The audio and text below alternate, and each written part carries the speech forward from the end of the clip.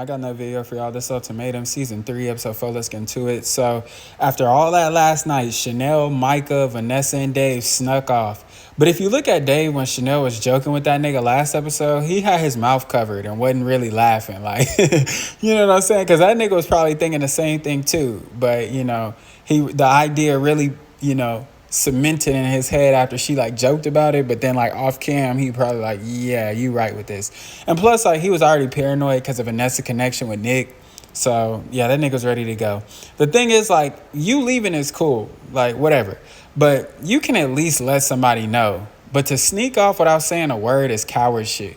You know what I'm saying? Like Because motherfuckers don't want to wake up lost and wondering, and then you put those people who, was in a couple with you at a detriment. It's just, come on. Then it's like, too, if y'all was going to leave a day in, why even come? Like, Nick and Vanessa, the host ones, they got to make it to where ain't no backing out. Because that's a disservice to everybody. Then Dave bitch ass gonna turn the camera around. No, nigga, we see you. He gonna turn the camera around before he leave. No, nigga, we see you. You gonna do some lame shit, nigga, stand on it. Let us see you do this lame shit. Be proud of the lame shit you doing. Don't turn the camera around. So when Nick and Mariah meet up to kind of get to the bottom of it, Nick was like, Vanessa gave Dave the ultimatum, so he feels like that Dave is the reason she left. I mean, he's part of it. Like, they definitely mutually agreed, but at the same time, part of it could be on you. You know what I'm saying? Sandy did say you was blowing her up and calling her and texting her shit like that. You know what I'm saying? And Vanessa probably didn't want to have to deal with you and your little not being able to control yourself seeing Vanessa with JR. She probably didn't want to deal with that. So, I mean, justifiably, you have these emotions, and it's always going to hurt to find out that your bitch is going. But justifiably understand where Vanessa could possibly be coming from. Because I don't know if that's the reason just yet, but possibly where she could be coming from. Like, nigga, there's nothing you can do. Well, there is something that you could do. You could leave like the others, but after seeing how going she is for JR, that's not even really an option. And why would you even want that? But why would you even want to leave with the bitch? But who knows? Y'all niggas be a different breed. You know what I'm saying? So Caleb and Aria are having deep conversations, and Caleb asks, when did Aria's parents get divorced? And she was like, well, I was a freshman in college. She was like, they just nonchalantly said it while I was filling out the FAFSA. She was asking her questions, and then her mom was like, me and your dad are separated. So go back and say no to the question of if your parents are still married. Shit, I just filled out my FAFSA. That shit, they were asking 1,000,001 questions. Nigga, can I get the bread or not? Sandy and JR are going bowling. JR was like, we got to bet on something. And Sandy was like, if I win, I want you to make me dinner. She was like, what about you? And immediately I thought it was finna be something sexual. He was like, if I win, you have to wear one of my shirts to bed and nothing else. How did I know? And wait a minute. So oh my gosh, this is making me think, like, has this nigga JR ever been serious? Because this made me think of the first scene that they wake up and he's like, oh yeah, this is like a one-night stand. And wait, no, that's my wife. And now he's about to win bowling and he's saying he wants her to sleep in one of his shirts with nothing else. Like, that's some one-night stand type shit. Like, she has her own clothes, nigga, her own PJs. Fuck is she sleeping in your basketball shorts for? And nigga smacked her back. Like, her shit ain't even moved. He dead smacked her back. Gave her a pat on the back. JR asked Sandy how she would feel, if they were out at dinner and he happened to whip out a scale. Nigga, do you really do that? Because if so, have you ever considered getting into the drug business? Shit, you're not gonna short that nigga JR, especially him walking around here looking like CT Fletcher. Nigga, ain't nobody gonna, hey, come on. Nobody gonna short that nigga JR. Sandy is helping JR cook, and she grabbed some seasoning and was like, oh, you ran through all of this too? Oh my God. And I just hate when people find basic commonalities and then be like, wow, oh my God. Like, oh my God, you flushed the toilet after you shit? Wow. That's how she's acting with the seasoning. It runs out. That happens. then ain't even like nothing super special. You know what I'm saying? Or extraordinary. It looked like all purpose. Like, like white people just got hip to that. You know what I'm saying? It's a wild flavor now that you added it to their consistent combo of salt and pepper. Fool, I told you that Zaina is wifey material because she can hoop too. Well, I don't know about hoop, but she can definitely shoot. And she do it better than Scotty. Hey, that's good. So she won't be late at me for my late night runs. I'm out here like, what's his name from Love After Lockup? Tommy. Tony. I'm out here like Tony in my late night runs. She won't be mad because we don't hoop together. She think we really out here. I mean, she talking about, is you impressed, with your child wife? Impressed? Girl, you know what? You know what a 10-day contract is? You feel me? Like, shit, they paying niggas in the league to stand in the corner and shoot. To sit up here and do what you doing. I don't like your form, but that bitch go in. So, hey, you talking about is you impressed? Impressed?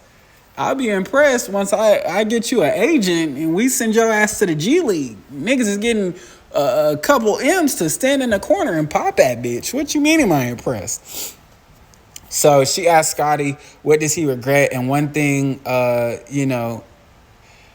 what is one thing that he regrets and one thing he could have changed about it or wish he could change about what he regrets? And then he started telling the story about how he's young and rebellious and got a speeding ticket. And I was like, whoa, look out for Scotty, y'all. But then it got serious and kind of got dark because he was like, oh, me and my dad got into it and I went to the gym and his dad said he loved him and Scotty ignored him and the next day he passed. And damn, that's tough. I'm sorry for Scotty's loss. My condolences.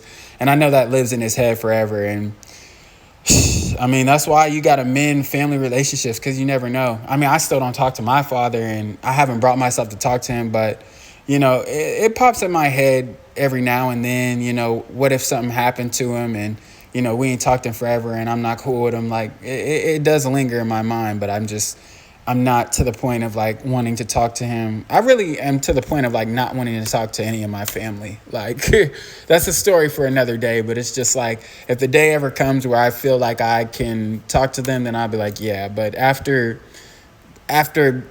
all of what's going on, like if I just go on a story time, you could understand why I wouldn't want to be around them.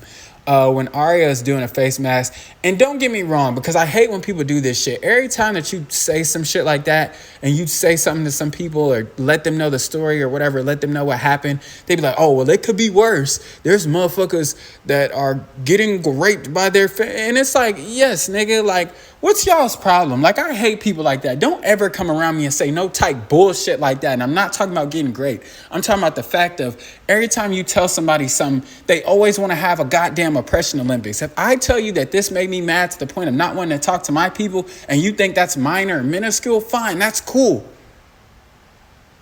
But don't go saying, oh, that's it because, yeah, things can definitely be worse. Nigga, it can always be somebody being worse. Shit, the homeless nigga on the side of the road, he can complain about his situation, and I could easily tell that nigga, oh, it could be worse.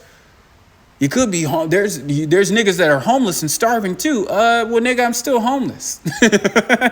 You know what I'm saying? Like, this is still bad too. What the fuck? Why does it have to be so extreme in order for motherfuckers to be like, yes, like we all have our boundaries. We all have shit that we're not that we don't feel okay with that happened to us. We all have shit that we feel played about or shit that we let pass and then look back and been like, nigga, fuck that. Of course, things can always be worse. That's the same thing when you're playing a sport or something. Nobody's ever the best sports player to do it. There's always there's always someone better than you. That's what always motivated me is knowing not only I know I'm not the best, but even if I thought I was the best, it motivates me knowing that somebody is always better than me. Y'all out here say, oh, it could be worse. It could be, yes, it could be worse. You're exactly right.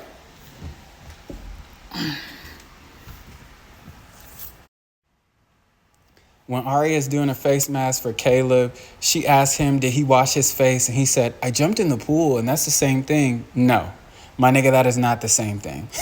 Maybe even worse. Maybe even worse than you not washing your face. Sandy asked JR if he was to get cheated on, is that something that he would leave for? He was like, yeah, we going straight to get a divorce. She told me, wow, that's so cutthroat. How's me leaving after you cheat cutthroat? She was like, I feel like at the end of the day, you're married, so you can't just leave like that. You should have the same approach to our marriage. It's a marriage. You can't just up and cheat. What the fuck? Cheating is like whatever, but me leaving is me leaving you because you cheated is the problem. Like I'm so lost. What's up with Sandy?